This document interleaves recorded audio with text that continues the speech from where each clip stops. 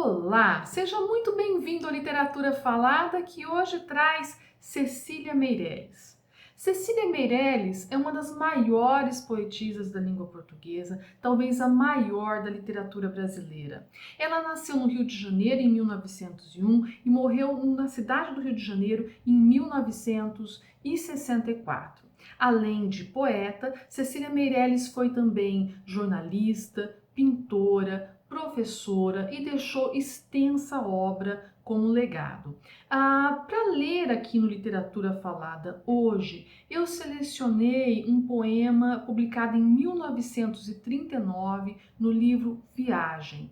Trata-se de um texto bastante conhecido, é muito provável que você já tenha se deparado com esse poema em algum momento, e ele se chama Retrato. Eu vou fazer como eu tenho feito sempre, eu vou disponibilizar o texto em tela para que você possa acompanhar junto comigo. E depois da leitura, eu vou fazer algumas breves considerações para que a gente possa depois pensar sobre o texto. Vamos a ele? Retrato. Eu não tinha este rosto de hoje, assim calmo, assim triste, assim magro, nem estes olhos tão vazios, nem um lábio amargo. Eu não tinha estas mãos sem força, tão paradas e frias e mortas. Eu não tinha este coração que nem se mostra.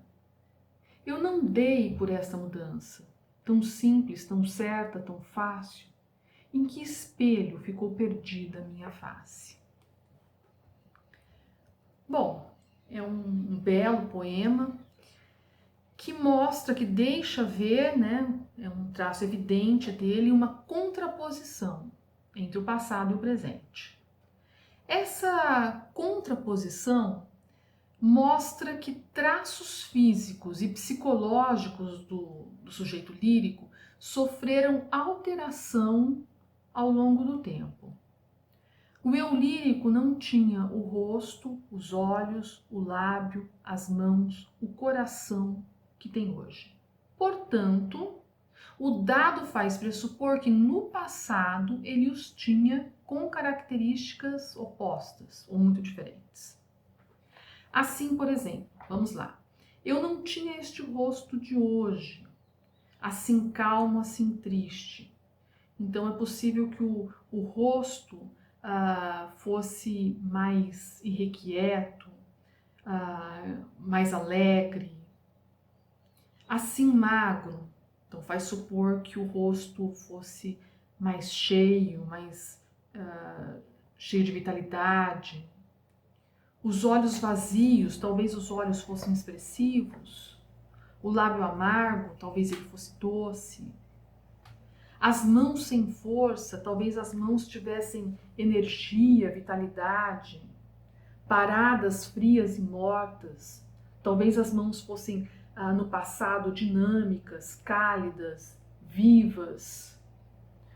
Eu não tinha esse coração que nem se mostra, então talvez ela tivesse um coração que se manifestasse de uma maneira mais ativa, mais dinâmica, enfim. Então há essa contraposição. Então o eu lírico marca essa contraposição de um eu do passado com um eu do presente. O verso 9, eu não dei por essa mudança, aponta para essa transformação como algo cujo momento se perdeu. Né? Ela não sabe em que momento, né? O sujeito lírico não sabe em que momento que isso se deu.